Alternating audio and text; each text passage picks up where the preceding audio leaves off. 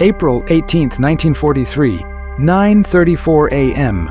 Over the dense jungle canopy of Bougainville Island, Solomon Islands, Lieutenant Rex Barber's gloved hand gripped the control yoke of his P-38 Lightning as he closed in at 290 miles per hour on a green Mitsubishi G4M bomber. His heart hammered in his chest. Sweat ran down his back despite the cold at altitude. 300 yards. The bomber's rear gunner was firing, tracers arcing toward him like deadly firefly. Barber ignored them. His finger found the trigger. 200 yards.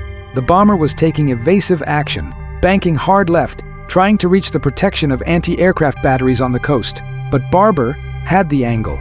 He had the speed, and he had orders that he still didn't fully understand. Take down these bombers, no matter what. Inside that desperate weaving aircraft sat Admiral Isoroku Yamamoto, the architect of Pearl Harbor, the mastermind behind Japan's devastating early victory, commander of the Imperial Japanese Navy's combined fleet, the most brilliant naval strategist Japan had produced in a generation, the most strategically valuable target in the entire Pacific theater, and at this precise moment, completely vulnerable. Barber's fingers squeezed the trigger. 4 50 caliber machine guns and one 20mm cannon erupted with a sound like ripping canvas. In the next 7 seconds, he would kill the man Japanese propaganda called invincible. He would change the course of World War II, and he would ignite a controversy that would last the rest of his life. But he didn't know any of that yet. All he knew was the target in his gun sight, the tracers reaching toward him, and the mission that had brought him to this moment. But before we dive deeper into this incredible story, if you're enjoying this content, please hit that like button and subscribe to the channel. It really helps us bring you more fascinating historical stories like this one. The mission that led to this moment began not with pilots or planes, but with codebreakers working in a basement 7,000 miles away. At Station Hypo in Pearl Harbor, deep in the basement of the old administration building, a team of U.S. Navy cryptanalysts had been systematically dismantling Japan's most secure naval code, designated JN-25. The work was mind-numbing, exhausting, and absolutely critical. Teams worked 8-hour shifts, 7 days a week, processing thousands of intercepted messages. They'd fill pages with frequency analysis, looking for patterns in the seemingly random groups of numbers that made up encrypted Japanese naval communications.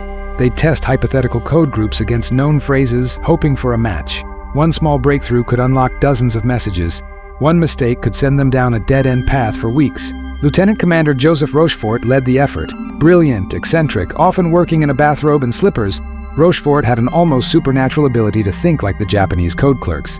He understood their procedures, their shortcuts, their habits. When they made mistakes, he caught them. When they reused code groups, he noticed. Slowly, painstakingly, his team had rebuilt the structure of JN-25. By April 1943, they'd been intercepting, decrypting, and translating thousands of Japanese military communications. They knew fleet movements before some Japanese admirals did. They could track ship deployments, supply convoys, and operational plans. But on April 13, 1943, they decoded something that made Rochefort immediately pick up the secure phone to Admiral Nimitz's office. A message so sensitive, so potentially game-changing, that it went directly to Admiral Chester Nimitz himself within hours. The decrypt was marked Ultra, the highest classification level. Only a handful of officers would ever see it. The message revealed Admiral Yamamoto's complete itinerary for an upcoming inspection tour of forward bases in the Solomon Islands. Not approximate plans, not general intentions, precise, minute-by-minute details. Departure time, 6 Kivursau, a.m., April 18th. Route, from Rabaul to Balali Airfield on the southern tip of Bougainville. Aircraft, 2 Mitsubishi G4M bombers escorted by 60 fighters. First bomber tail number, identified. Second bomber tail number, identified. Arrival time, precisely 9:45 a.m. The message even specified which bomber Yamamoto would occupy and what uniform he'd be wearing. It was intelligence gold, and it presented an impossible dilemma. This wasn't just any target. Yamamoto was Japan's most brilliant naval strategist, the man who had planned the attack on Pearl Harbor with devastating precision. On December 7, 1941, his aircraft carriers had struck the U.S. Pacific Fleet like a thunderbolt, sinking or damaging 8 battleships and killing 2,403 Americans in a single morning. It was Yamamoto who had insisted on targeting aircraft carriers at Midway, understanding they were the key to Pacific dominance. It was Yamamoto who had masterminded Japan's string of early victories across the Pacific. But he was more than just a strategic genius. Japanese propaganda had elevated him to mythical status, almost godlike. School children learned his name alongside legendary samurai. Newspapers published his strategic predictions as if they were divine prophecies. Radio broadcasts featured dramatic reenactments of his victory. His photograph appeared in homes across Japan. To the Japanese public, Yamamoto was not just a military leader. He was the embodiment of Japan's destiny, the guarantee of ultimate victory. Ironically, Yamamoto himself had opposed war with the United States. He'd studied at Harvard, traveled extensively in America, and understood American industrial capacity. Before Pearl Harbor, he'd warned Japanese military leaders, "I can run wild for 6 months, perhaps a year. After that, I have no expectation of success." His prediction had been eerily accurate. By April 1943, those 6 months had long passed. But the Japanese government had suppressed Yamamoto's doubts. They needed a hero, a symbol of invincibility. They'd gotten one, and now the Americans had a chance to destroy that symbol, to prove that Japan's greatest military mind could be killed just like anyone else. The psychological impact could be devastating. Yamamoto was considered irreplaceable. His tactical brilliance was unmatched. His understanding of naval aviation was revolutionary. His ability to inspire subordinates and coordinate complex operations had no equal in the Japanese Navy. Lose Yamamoto, and Japan lost more than a commander. They lost institutional knowledge, strategic vision, and morale that couldn't be replaced by promoting the next officer in line. And now, the Americans knew exactly where he would be, down to the minute. The question was whether they could do anything about it. Admiral Nimitz faced an agonizing decision that would consume him for 3 days. He paced his office at Pearl Harbor. He consulted with intelligence officers. He wargamed scenarios. He calculated risks. Every option had potentially catastrophic downsides. Intercepting Yamamoto could deliver a devastating blow to Japanese morale and leadership. Killing him might demoralize Japanese forces, disrupt their command structure, and buy the Americans crucial months to build up strength for the coming offensives. It was an opportunity that might never come again. But attempting the mission carried enormous risks. First, the operational challenge was nearly impossible. Yamamoto's destination was 435 miles from the nearest American fighter base at Henderson Field on Guadalcanal. To put that in perspective, 435 miles was further than from Los Angeles to San Francisco, over open ocean, over enemy-controlled territory, with Japanese fighters, anti-aircraft batteries, and patrol boats everywhere. The P-38 Lightning was the only American fighter with sufficient range, but even it would be operating at the absolute edge of its capability. Maximum combat radius was about 400 miles in ideal conditions. This mission would require 410 miles each way, plus fuel for combat, plus a safety margin. The pilots would need to fly a circuitous route over open ocean to avoid detection, maintain absolute radio silence for hours, hit a pinpoint target at a precise moment, engage in combat, then make it home on fumes. If they encountered unexpected headwinds, if they had to dogfight longer than planned, if they got lost even slightly, they'd run out of fuel over the ocean. 18 men would die for nothing. Second, there was the weather factor. In the South Pacific in April, weather changed by the hour. A sudden storm could scatter the formation, ground the mission, or make navigation impossible. Clouds could hide the target.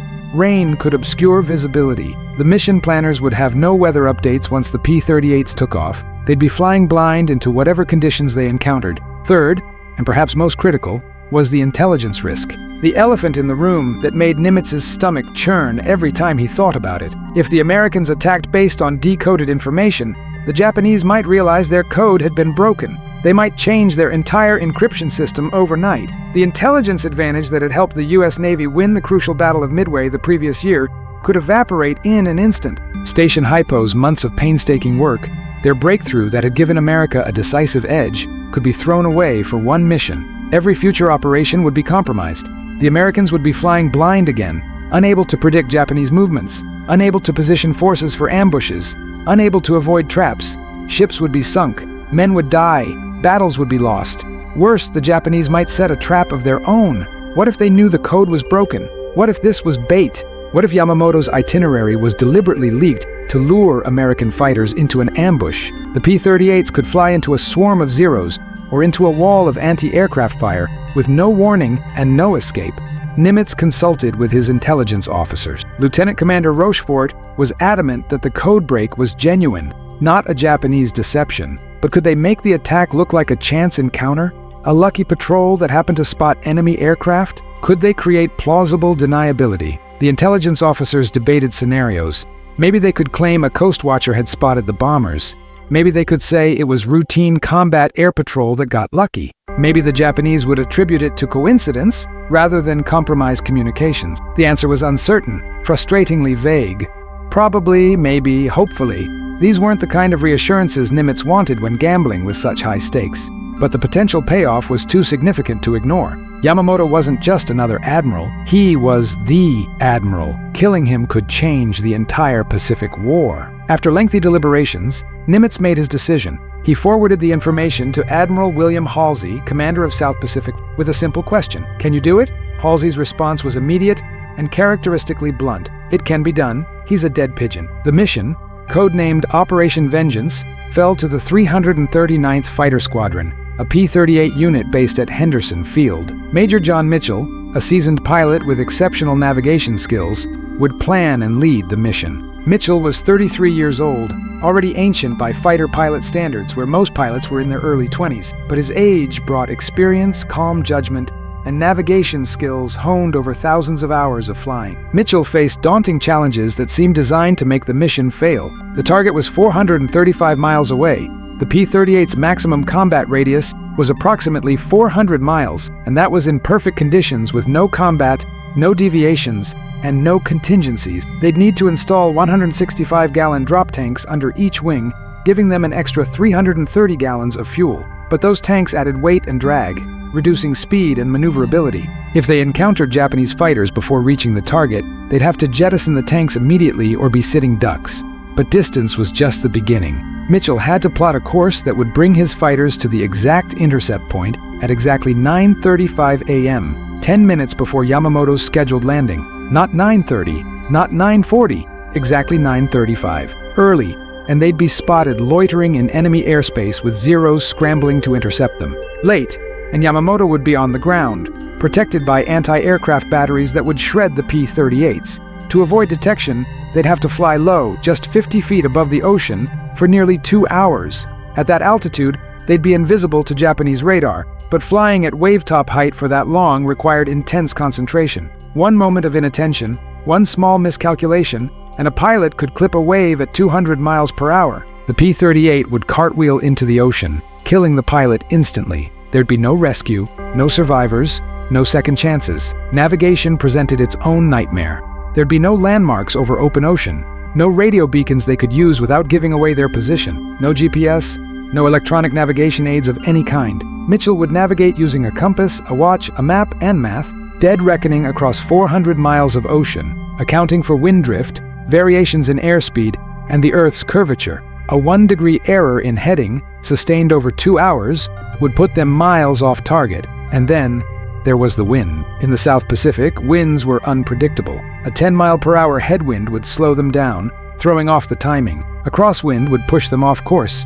Mitchell would have to estimate wind speed and direction before takeoff, factor it into his calculations, and hope he was right. There'd be no way to verify until they either found the target or didn't. Mitchell spent the night of April 17th hunched over maps and charts in the squadron ready room. The heat was oppressive. Mosquitoes swarmed around the kerosene lantern on his desk. He was exhausted, running on coffee and adrenaline. But he worked methodically, making calculations with a navigation slide rule, checking and rechecking every number. He plotted a dogleg course, first northwest from Guadalcanal, then sweeping northeast to approach Bougainville from the ocean side, where Japanese radar coverage was weakest. The first leg would be 265 miles. The second leg would be 145 miles. Total distance, 410 miles each way. The return trip would be a straight shot back to Guadalcanal, assuming they survived the combat and had enough fuel left. At a cruise speed of 200 miles per hour, the outbound flight would take 2 hours and 3 minutes. Add in time to climb to attack altitude, the time for the actual combat, and the return flight, and they'd be airborne for nearly 4 hours. The P-38's fuel consumption at cruise power was roughly 100 gallons per hour. 4 hours meant 400 gallons plus combat reserve. With internal tanks holding 410 gallons and the drop tanks adding 330, they'd have 740 gallons total. Theoretically enough, barely, but theory and reality were different things. If they had to run the engines at higher power, if they had to dogfight, if the winds were worse than estimated, if anything went wrong, they'd die in the ocean and no one would ever know what happened to them. Mitchell knew all this. He knew he was asking 18 men to fly the most dangerous mission any of them had ever attempted, and he knew that even if everything went perfectly, some of them might not make it back. The weight of that knowledge sat on his shoulders as he made his final calculation the early morning hours of April 18th. Finally, satisfied with his navigation, Mitchell tried to get a few hours of sleep, but sleep wouldn't come. He kept running through scenarios. What if the Japanese had delayed Yamamoto's flight? What if there were more escorts than intelligence predicted? What if they got jumped by zeros before reaching the target? The what-ifs multiplied endlessly. At 5 a.m., Mitchell gave up on sleep and headed to the pre-dawn briefing. At the pre-dawn briefing on April 18th, Mitchell addressed 18 hand-picked pilots in the squadron ready room. The air was thick with cigarette smoke and tension. The men sat on folding chairs, some looking confident, others nervous. They'd been selected for skill, experience, and reliability, but they didn't know why. Not yet. Mitchell stood at the front of the room with a map behind him. He looked tired. The pilots noticed. Mitchell told them the mission was to intercept and destroy enemy bombers carrying a high-ranking officer, but he didn't say who. Security was absolute. The fewer people who knew the full truth, the less chance of leaks. Some pilots guessed it might be Yamamoto. The timing, the importance, the risk, all pointed to something extraordinary. But Mitchell neither confirmed nor denied their speculation. He simply laid out the mission parameters, and the pilots felt their stomachs tighten as they realized what was being asked of them. Mitchell emphasized 3 critical points. First, maintain absolute radio silence. Not a word, not a click of the transmit button, until absolutely necessary. The Japanese monitored radio frequencies. One transmission at the wrong time could alert them and ruin everything. Second, fly at wavetop height to avoid radar. 50 feet, no higher, for 2 hours. The pilots exchanged glances. 2 hours at 50 feet. That wasn't just dangerous, it was exhausting. It required unwavering concentration. One mistake meant death. Third, stick to the precise timeline. The intercept had to occur at exactly 9:35 a.m., not a minute earlier or later. Mitchell would navigate. The others would follow him exactly. No deviations, no freelancing. If they lost sight of Mitchell, they were to turn back immediately rather than risk getting lost over enemy territory. Then Mitchell explained the attack plan. The 18 P-38s would be divided into 2 elements. Mitchell would lead the killer flight of 4 P-38s. Captain Thomas Lanphier, Lieutenant Rex Barber, Lieutenant Jim McClanahan, and Lieutenant Joe Moore. Their sole mission was to destroy Yamamoto's bombers. Nothing else mattered. They were to ignore the escorts, ignore everything except getting those bombers. The remaining 14 P-38s, led by Captain Besby Holmes, would fly top cover at 18,000 feet. Their job was to engage the Zero escorts and prevent them from interfering with the attack. It would be a deliberate sacrifice. The cover flight would be outnumbered and fighting at an altitude disadvantage. But they had to keep those Zeros busy long enough for the killer flight to do their job. Mitchell looked at each pilot in turn. "This is the most important mission any of us will ever fly," he said. "If we succeed, it could change the war. If we fail..." He didn't finish the sentence. He didn't have to. The pilots filed out of the briefing room in silence. Each man dealt with the pre-mission stress in his own way. Some wrote letters they hoped wouldn't become last letters. Some checked and rechecked their equipment obsessively. Some sat quietly, lost in thought. Some tried to joke and laugh, maintaining a veneer of confidence they didn't entirely feel. Rex Barber, 24 years old, from Oregon, sat on his bunk and thought about his family. He'd enlisted right after Pearl Harbor, driven by a fury at what the Japanese had done. He'd trained on P-38s, shipped out to the Pacific, and thrown himself into combat with an intensity that had earned him 9 confirmed kills and a reputation as one of the squadron's best pilots. But this mission felt different. The distance, the precision required, the stakes. This wasn't a typical fighter sweep or escort mission. This was something else entirely. Tom Lanphier, also from Washington State, was more outgoing, more confident in his flying skills. He'd already made a name for himself with aggressive tactics and a willingness to take risks. Some pilots thought he was reckless. Others admired his boldness, but no one doubted his skill. When Lanphier dove into a fight, he was utterly committed, flying at the edge of his aircraft's capabilities, pushing limits other pilots wouldn't touch. The contrast between Barber and Lanphier would later fuel their decades-long dispute. But on the morning of April 18th, they were just 2 young men preparing to fly the most dangerous mission of their lives. At 7:25 a.m., the P-38s began taking off from Henderson Field. One aircraft immediately experienced mechanical problems and had to abort. Another developed a fuel leak shortly after takeoff and turned back. A third discovered his drop tanks wouldn't feed properly and reluctantly headed home. 15 aircraft continued toward the target. Major Mitchell led them northwest at 200 miles per hour, 50 feet above the waves. Radio silence was absolute. The pilots communicated only with hand signal. The roar of the Allison engines was deafening. Salt spray occasionally spattered the windscreen. Hour after hour they droned on, watching their fuel gauge slowly descend, each pilot doing mental calculation. Do I have enough to make it back? What if we have to dogfight? Every minute of combat would burn fuel they couldn't spare. 100 miles out, they made the turn northeast. Still no sign of Japanese aircraft or ships. The timing had to be perfect. Mitchell checked his watch obsessively. At their current speed, they'd arrive at the intercept point at exactly 9:34 a.m., 1 minute early. But was the intelligence accurate? Would Yamamoto's flight be on time?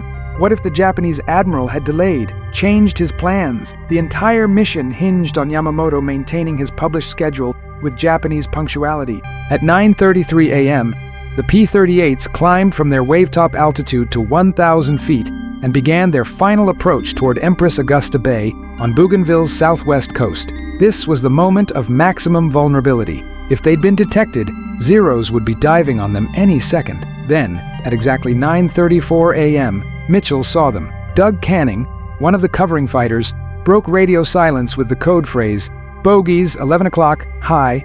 There, approximately 3 miles away at 4,500 feet, were two green Mitsubishi G4M bombers in perfect formation, escorted by 6 Zero fighters. They were precisely where the intelligence had predicted, precisely when predicted. The codebreakers had been right, but now came the hard part. Mitchell immediately radioed, "Skin 'em off, Tom. Go get 'em." The killer flight jettisoned their external fuel tanks and pushed their throttles to maximum power. But at that exact moment, Lieutenant Moore's P-38 developed a fuel system malfunction. His drop tanks wouldn't release. Weighted down by nearly 300 gallons of useless external fuel, he couldn't keep up. The killer flight was now down to 3 aircraft. Captain Lanphier, Lieutenant Barber, and Lieutenant McClanahan dove toward the bombers. Above them, the cover flight engaged the Zero escorts, who had finally realized what was happening and were diving to protect their charges. The Japanese bomber pilots reacted immediately. Instead of running for the coast and the protection of anti-aircraft batteries at Balal Airfield, they split up. One bomber turned hard left toward the jungle, descending rapidly. The other turned right, heading out to sea. In the confusion and the speed of the engagement, the Americans had to make instant decisions. Lanphier went after the bomber heading toward the jungle. 3 Zeros dove on him, forcing him into violent, evasive maneuvers. He fired a burst at 1 Zero, then found himself briefly alone with the fleeing bomber. At nearly 300 miles per hour, he closed rapidly, thumbed his gun trigger, and sent a stream of 50 caliber rounds into the bomber's right engine and wing root. The Mitsubishi began trailing smoke, but Lanphier had Zeros on his tail. He broke off, diving toward the jungle canopy to escape. He glanced back and saw the bomber he'd hit descending into the trees, trailing fire. Meanwhile, Rex Barber had gone after the other bomber, which was fleeing toward the ocean. Barber was an experienced pilot, calm under pressure, with 9 confirmed kills already to his credit. He closed to within 300 yards, slightly below and behind the bomber. The Mitsubishi's rear gunner opened fire, tracers arcing toward Barber's P-38. Barber ignored them, steadied his aim, and pressed his trigger. The P-38's 450 caliber machine guns and single 20mm cannon erupted. The shells tore into the bomber's fuselage and right engine. Pieces of the aircraft began flying off. Smoke poured from the engine, but the bomber kept flying, desperately trying to reach the coast. Barber closed even more, firing burst after burst. His rounds walked up the bomber's fuselage, shattering the cockpit glass, killing the pilots.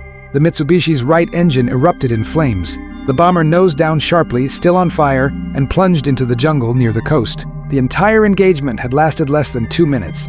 Now, the P-38s had to escape. Japanese Zeros were everywhere, and more were scrambling from Balale. The American pilots dove for the deck and ran for home at maximum speed. Behind them, anti-aircraft fire from Balal lit up the sky.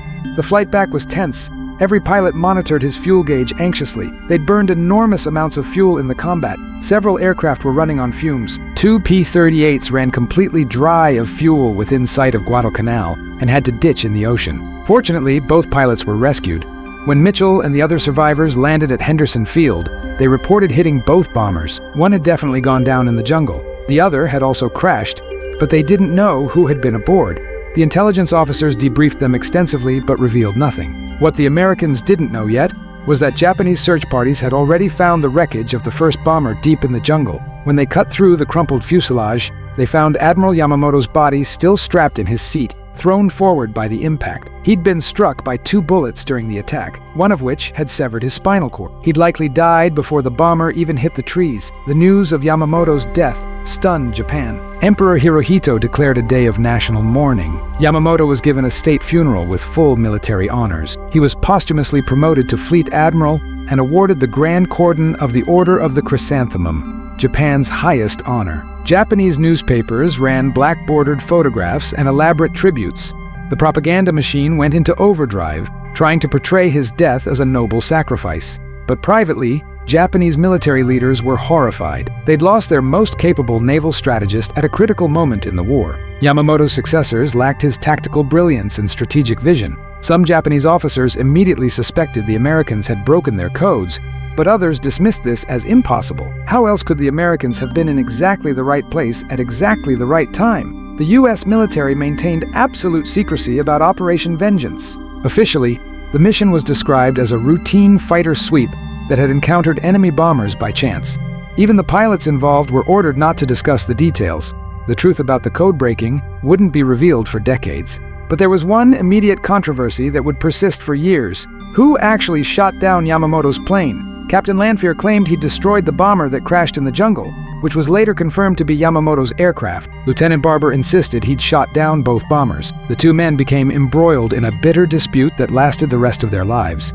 Extensive post-war analysis of Japanese records, witness statements, and aircraft wreckage suggest that Barber was most likely responsible for Yamamoto's death. The bomber Lanfear engaged briefly before breaking off to evade Zeros was probably damaged but still airborne when he last saw it. Evidence indicates Barber then attacked and destroyed this aircraft, which carried Yamamoto, before going after the second bomber and destroying it as well. But the chaos of combat makes absolute certainty impossible. The strategic impact of Yamamoto's death is still debated by historians. Some argue he was irreplaceable, that his loss significantly weakened Japanese naval operations in the critical 1943-1944 period. His successors made decisions Yamamoto might not have made, some of which proved disastrous. The Japanese Navy's performance after his death was noticeably less effective. Others contend that by April 1943, Japan had already lost the strategic initiative. American industrial capacity was overwhelming Japanese production. The U.S. Navy was growing stronger, while Japan's Navy was being ground down. Yamamoto himself had warned before Pearl Harbor that Japan could only win a short war against the United States. By 1943, that window had closed. His death may have damaged Japanese morale, but it didn't fundamentally alter the war's trajectory. What's undeniable is the mission's audacity. Flying 400 miles over enemy-controlled ocean at wave-top height, timing an intercept to the minute, destroying both target bombers, and making it home was an extraordinary feat of navigation, coordination, and combat flying. Major Mitchell's navigation was perfect. The timing was exact. The attack execution was flawless. It remains one of the most precisely executed aerial intercept missions in military history. The intelligence coup was equally remarkable. The codebreakers at Station Haipo had cracked Japan's most secure naval code and extracted actionable intelligence that led directly to eliminating a high-value target. This was signals intelligence at its finest, proving that information warfare could be as decisive as any weapon. The moral and ethical questions surrounding the mission have also persisted. Was targeting a specific individual, even an enemy military commander, assassination? The U.S. military insisted Yamamoto was a legitimate military target, commander of enemy forces in wartime. Under the laws of war, killing him was no different than destroying a headquarters or sinking a flagship. The mission was an aerial ambush, not an assassination. Some American leaders worried about Japanese retaliation against American commanders, but this never materialized. If anything, the attack reinforced the Americans' reputation for ruthless efficiency, a psychological blow in itself. For the pilots who flew the mission, it became the defining moment of their lives. Major Mitchell received the Navy Cross for his leadership in navigation. Rex Barber and Tom Lanfear both received the Navy Cross for destroying the bombers. All the participants received recognition for one of the war's most significant missions. Rex Barber returned to combat and finished the war with 5 confirmed aerial victories. He left the military in 1946, became a successful businessman, and lived a quiet life until his death in 2001. He rarely spoke publicly about the mission, though he never wavered in his account of the events. Tom Lanfear became more public about his role, writing articles and giving interviews. His His version of events emphasized his own contribution, creating the decades-long controversy. He left the military in 1945 and pursued a career in aviation and politics. He died in 1987. Major John Mitchell, whose navigation made the mission possible, was often overlooked in accounts that focused on who pulled the trigger. He continued serving in the military through the Korean War. Retiring as a colonel in 1953, he maintained that all the participants deserved equal credit for a team effort. He passed away in 1995. The P-38 Lightning itself became legendary partly because of this mission. Already respected for its range and firepower, the aircraft's role in eliminating Yamamoto added to its mystique. It served throughout the war in both the Pacific and European theaters, proving to be one of America's most effective fighter aircraft. Its distinctive twin-boom design made it instantly recognizable, and its performance characteristics, particularly its range, made it ideal for the long-distance missions required in the Pacific. For Japan, Yamamoto's death marked a psychological turning point. He'd been portrayed as invincible, the guardian of the empire, the brilliant strategist who would lead Japan to victory. His sudden death shattered that image. If Yamamoto could be killed, no one was safe. The mythology of Japanese invincibility, already cracked by defeats at Midway and Guadalcanal, suffered another blow. American codebreakers continued their work throughout the war, though they remained ever vigilant about protecting their sources. The Japanese did make some modifications to their codes after Yamamoto's death, but they never fully realized the extent to which their communications had been compromised. American intelligence continued reading Japanese naval messages until the end of the war, providing crucial advantages in subsequent operations. The secrecy surrounding the mission's details persisted for decades. It wasn't until the 1960s, when the existence of wartime code-breaking efforts began to be declassified, that the full story started to emerge. Even then, many details remained hidden. Complete accounts didn't appear until the 1980s and 1990s, when surviving participants began sharing their stories and classified documents were released. The mission demonstrated several principles that remain relevant in modern military operations. First, the value of intelligence cannot be overstated. The codebreakers gave the mission planners perfect information about the enemy's plans. Second, precision timing and coordination can overcome significant obstacles. Third, taking calculated risks can yield extraordinary results. Fourth, protecting intelligence sources is paramount, even when it means obscuring your own achievements. Operation Vengeance also showed the increasing importance of technology in warfare. Without the P-38's extended range, the mission would have been impossible. Without radio communication, coordination would have failed. Without advanced code-breaking techniques, the intelligence would never have been obtained. The mission was a preview of how future wars would be fought, with information, technology, and precision. The story has been told and retold in books, documentaries, and films. Each generation rediscovers it, drawn by the combination of intelligence coup, daring execution, and historical significance. It has all the elements of a perfect military story: impossible odds, perfect timing, skilled execution, and decisive results. For the families of the men who died aboard those Japanese bombers, April 18, 1943, was a tragedy. Yamamoto left behind a wife and children. The bomber crews, the escort pilots who died trying to protect them, all had families waiting at home. War is ultimately about human loss, and Operation Vengeance, for all its tactical brilliance, meant death and grief for Japanese families. Yet from a strategic perspective, the mission was a triumph. It demonstrated American capability, resolve, and technical superiority. It eliminated a brilliant enemy commander. It boosted American morale and damaged Japanese confidence. And it validated the enormous investment in signals intelligence that had begun before the war and would continue through the Cold War and beyond. The precise chain of events that morning over Bougainville, the split-second decisions, the bursts of gunfire, the sight of those bombers falling from the sky, were witnessed by fewer than 30 men. Most of them are gone now, but their achievement remains, studied in military academies, analyzed by historians, and remembered by anyone interested in the decisive moments of World War II. Rex Barber's finger on that trigger, Tom Lanfear's gun camera footage, John Mitchell's perfect navigation. The codebreakers bent over their decryption tables in Pearl Harbor, Admiral Nimitz making the difficult decision to risk the intelligence source.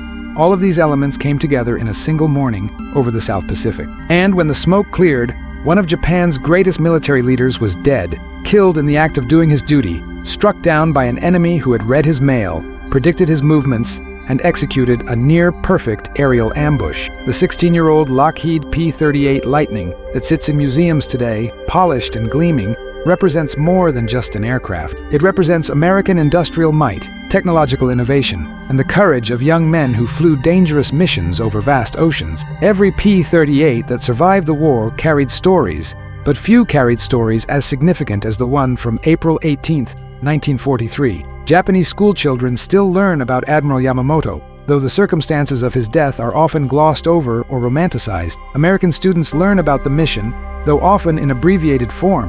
The full story, with all its complexity, calculation, and consequence, deserves to be remembered in detail, because ultimately, this wasn't just about shooting down an enemy aircraft, it was about the power of information, the value of precision, the courage required to execute a nearly impossible mission, and the impact one event can have on the course of history. Yamamoto's death didn't end the war. Japan fought for more than 2 more years, but it removed an irreplaceable leader at a critical moment, and the Japanese Navy never quite recovered its earlier brilliance. The jungle where Yamamoto's bomber crashed has long since reclaimed the wreckage. The exact spot is marked, occasionally visited by historians and veterans. The ocean that the P-38s flew across that morning looks unchanged, but the world those pilots returned to had shifted. They'd proven that even the most protected enemy leader could be reached. They'd shown that American intelligence and American pilots could execute missions of extraordinary precision, and they'd written a chapter of World War II history that continues to fascinate and inspire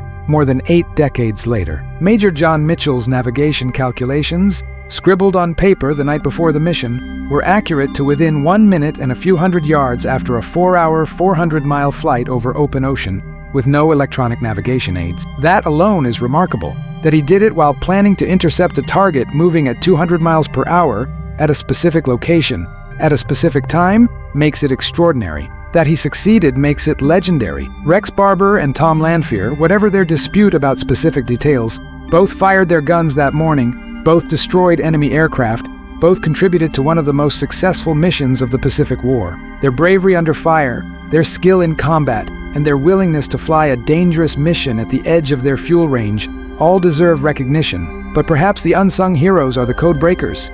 Without them, there would have been no mission. The pilots who flew it, the commanders who planned it, and the historians who study it all owe a debt to the men and women who broke the Japanese codes. They worked in obscurity, never receiving public recognition during the war, seeing their achievements classified for decades. Yet their contribution to victory was immense. The story of Operation Vengeance is ultimately a story about how wars are won, not just with bullets and bombs, though those matter, not just with brave young men and fighters, though their courage is essential, but with intelligence, planning, technology, coordination, and the will to take calculated risks for decisive results. All of these elements came together on April 18, 1943, in the skies over Bougainville Island, and changed the course of the Pacific War. When Rex Barber landed his P-38 at Henderson Field that afternoon, his fuel gauge was registering empty. He'd been in the air for nearly 4 hours. He'd flown to the edge of his aircraft's range, engaged in combat, destroyed enemy aircraft, and made it home. He climbed out of his cockpit, exhausted, exhilarated, and unaware that the bomber he'd shot down carried Japan's most valuable military leader. It would be hours before days before the full impact, years before the story could be told. But in that moment, walking across the hot metal of Henderson Field's runway, Lieutenant Rex Barber had already changed history. He just didn't know it yet.